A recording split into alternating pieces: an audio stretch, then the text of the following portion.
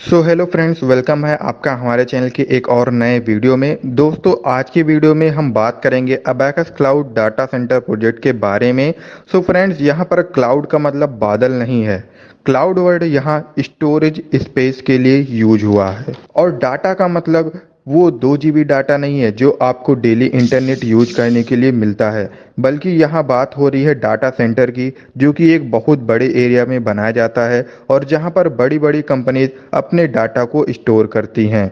Data centre की ज़रूरत को मैं आपको एक एग्जांपल से समझाता हूँ।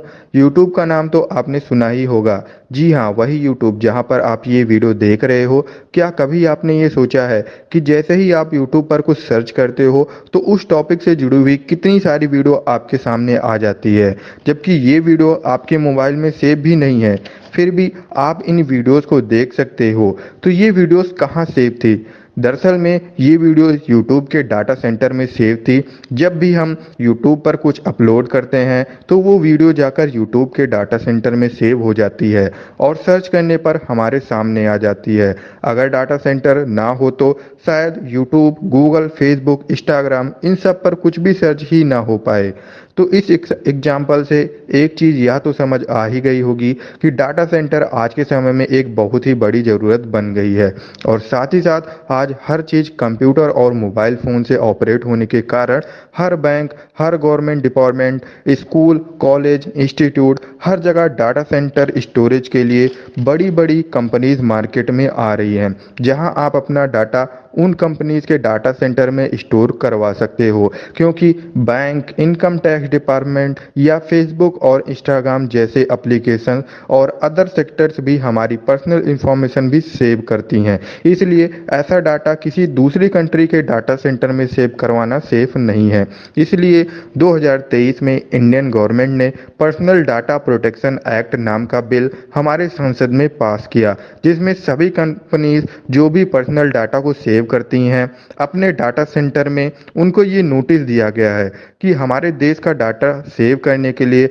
आप देश के बाहर के डाटा सेंटर को यूज नहीं कर सकते हो। ऐसे में अब डाटा सेंटर लगाने वाली कंपनीज की मजबूरी बन गई है कि उनको भारत में ही डाटा सेंटर लगाना पड़ेगा, या फिर वो भारत के किसी डाटा सेंटर को रेंट पर लेकर अपना काम चलाएं। ऐसे में अचानक से ही हमारे देश में डाटा सेंटर की बहुत बड़ी डिमांड सामने आ गई है, और इस बड़ी डिमांड को देखते हुए हमारे देश के बड़े बड़े बिजनेसमैन जैसे अंबानी, अडानी, टाटा, एयरटेल आज देश में अलग अलग जगह पर डाटा सेंटर लगा रहे हैं। इसी बढ़ी हुई डिमांड को देखते हुए अबैकस कंपनी के एमडी नवजोत सिंह संधू जी ने एमपी के खुरई में हुए इन्वेस्टर समिट में 1200 करोड़ रुपए निवेश करके भारत का दूसरा सबसे बड़ा डाटा सेंटर लगाने का फैसला लिए है, जिसमें हुए इंटरव्यू की वीडियो आप देख सकते हो।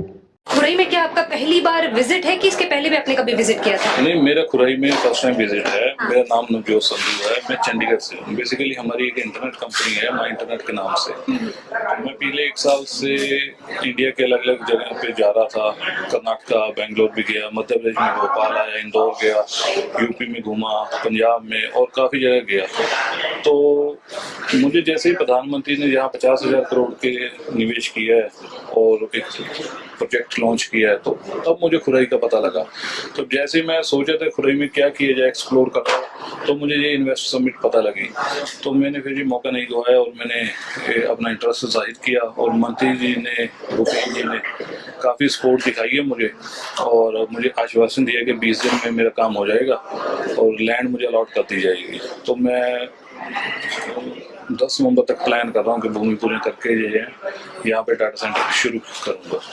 मेरे को एक और चीज बताइए कि जब आप यहाँ आने वाले थे तो आपका इन्वेस्टमेंट को लेके खुरई में जो परसेप्शन था, वो चीज यहाँ पे समिट अटेंड करने के बाद, यहाँ की डॉक्यूमेंट्री, जो आपने डॉक्यूमेंट्री देखी थी खुरई के बारे में जानने के बाद, यहाँ के मंत्री जी ने जो आपको, भूपेंद्र भैया ने जो करवाया है समिट वगैरह, उसके बाद आपका परसेप्शन क्या चेंज हुआ इन्वेस्टमेंट? मैं आया था, मैंने कहा चलो खुरई है, सागर के नजदीक है, सागर एयर स्ट्रिप भी है, तो जो हमारे इंटरनेशनल क्लाइंट्स हैं उनका आना जाना भी ईजी रहेगा। तो मेरा सिर्फ सागर तक ही मोटिव था कि चलो मैं रिक्वेस्ट करूंगा कि सागर में लैंड अलॉट की जाए। जब मैं यहाँ आके देखा कि खुरई का तो नक्शा ही बदल दिया है, इतनी ज़्यादा हैवी इन्वेस्टमेंट हो चुकी है, इंफ्रा इतना अच्छा डेवलप हो चुका है, तो मेरा भी माइंड चेंज हो गया। मैंने कहा आप यहीं लैंड दे दो, मैं यहीं काम करूंगा। बस यही कंडीशन है कि नेशनल हाईवे के नज़दीक हो, ताकि लोगों को आना जाना बड़ा ईजी रहे, क्योंकि हमारे क्लाइंट्स बेंगलोर से भी आएंगे, फॉरेन से भी आएंगे, तो उनका आने जाने का हमें ज़्यादा ध्यान रखना है जो इंटरनेशनल क्लाइंट्स हैं। तो भूपेंद्र जी ने मान लिया, कलेक्टर साहब को ऑर्डर लगा दिए हैं और कलेक्टर साहब ने मुझे भरोसा दिया है कि नेक्स्ट वीक ही काम शुरू हो जाएगा और विद इन फ्यू डेज खत्म हो जाएगा। अगर कोड ऑफ कंडक्ट लगता है तो उसकी भी कोई टेंशन नहीं है, दे विल मैनेज। ओके, बीना में जो रिफाइनरी पेट्रोल रिफाइनरी का जो अभी हाल ही में ही प्रधानमंत्री जी ने जिसका इनॉग्रेशन किया, क्या उसको लेकर थोड़ा इस तरीके से अगर सोचे कि खुरई में क्या इससे एम्प्लॉयमेंट मिलेगी और क्या ग्रोथ होने वाला है, खुरई का फ्यूचर आप कैसा देख रहे हैं? बेसिकली जब 50,000 करोड़ की कोई इतनी बड़ी इन्वेस्टमेंट होती है, वो भी प्रधानमंत्री खुद इनॉग्रेशन करें, तो वो 50,000 में 5 लाख करोड़ ही होता है, क्योंकि एम्प्लॉयमेंट तो मिलना ही मिलना है, डायरेक्टली और इनडायरेक्टली मिलेगा ही। अगर वहाँ पे बिल्डिंग बननी है तो भी यहाँ के लोकल लोग जाएंगे, काफी काम लोकल वेंडर करते हैं। मान लीजिए एक अच्छी बड़ी कंपनी को भी कॉन्ट्रैक्ट दे रही है, फॉर एग्जाम्पल L&T को दे रही है, वो भी लोकल कॉन्ट्रैक्टर ही हायर करेंगे, तो पैसा तो आएगा ही आएगा लोगों के पास। स्टेट का बहुत बड़ा बेनिफिट होता है। यही चीजें अगर मैं भी अपना आज 1200 करोड़ की बात करता हूँ, मैं लगाऊंगा, तो उसमें ऑब्वियसली लोकल जो यहाँ कॉन्ट्रैक्टर हैं, लोकल वेंडर्स हैं, सभी का बेनिफिट होगा। डायरेक्टली और इनडायरेक्टली पेमेंट यहाँ आएगी आएगी।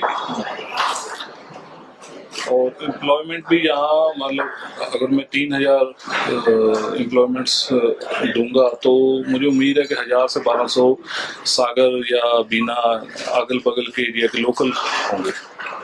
तो मतलब बेसिकली आप बहुत खुश हैं ये इन्वेस्टमेंट करके और समिट अटेंड करके भी? बिल्कुल, मैं तो खुश हूँ, क्योंकि मुझे तो मध्य प्रदेश में इन्वेस्टमेंट करनी थी, क्योंकि ये इंडिया के सेंटर में है लोकेशन। इस वजह से मैं खुश हूँ कि मेरा काम हो रहा है। Thank you so much sir. अब तक आपको कुछ बातें क्लियर हो गई होंगी कि डाटा सेंटर क्या है, और आज हमारे देश में डाटा सेंटर की डिमांड बहुत तेज़ी से बढ़ रही है।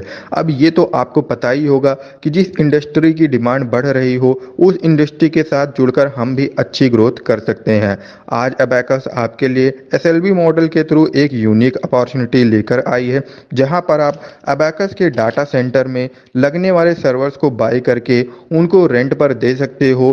ठीक उसी तरह जिस तरह हम किसी बिल्डिंग, शॉप या फिर वेसाइकिल को बाई करके उसे रेंट पर दे देते हैं और मंथली का रेंटल हमें आता रहता है। ये वो इनकम होती है जो हम अपनी मौजूदा इनकम के साथ साथ इंजॉय करते हैं। अबैकस के sale and lease back model के थ्रू आप एक टीवी के सर्वर से लेके 192 टीवी तक का सर्वर बाई कर सकते हो और उसे रेंट पर देकर मंथली का 1012 रुपए से लेकर 1,98,000 रुपए तक का रेंट ले सकते हो। अब इस SLB मॉडल का को ट्रेडिशनल मार्केट से कंपेयर करें तो एक बिल्डिंग जिसकी ज़मीनी कीमत और इंफ्रास्ट्रक्चर लागत मिलाकर अगर 30 से 50 करोड़ तक की बनती है, तो उसे रेंट पर देने पर लगभग 10 लाख रुपए मंथली तक का रेंट आता है। वहीं एक अच्छे एरिया में घर या दुकान जिसकी ज़मीनी लागत मिलाकर 50 लाख से 1 करोड़ है, अगर कोई रेंट पर देता है तो उसे 5 से 10 हज़ार रुपये का मंथली रेंट आता है। इसी तरीके अगर एक वेसाइकिल जो कि 2 लाख से लेकर 10 लाख तक का होता है, उसे रेंट पर देकर डेली का 200 से 500 रुपये तक का रेंट हमें मिलता है। तो कंपैरिजन आपके सामने है।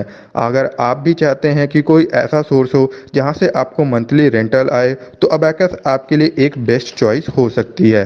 अबैकस में आप केवल 28,780 रुपये से सर्वर बाई करके मंथली का रेंटल ले सकते हैं, वो भी लीगल रेंटल एग्रीमेंट के साथ। Abacus cloud data centre project से जुड़ी किसी भी इंफॉर्मेशन के लिए आप स्क्रीन पर दिए गए नंबर पर कांटेक्ट कर सकते हैं और सर्वर को बाई करने के लिए वीडियो के डिस्क्रिप्शन में दिए गए लिंक से रजिस्ट्रेशन कर सकते हो और आई बटन में आ रही वीडियो को देखकर सर्वर को बाई कर सकते हो। सो वीडियो को देखने के लिए थैंक्स फ्रेंड्स। मिलते हैं आपसे नेक्स्ट वीडियो में एक नए टॉपिक के साथ। डाटा सेंटर से जुड़ी हुई लेटेस्ट अपडेट्स के लिए आप हमारे चैनल को सब्सक्राइब जरूर करें। नेक्स्ट वीडियो आपको किस टॉपिक पर चाहिए कमेंट करके जरूर बताएं।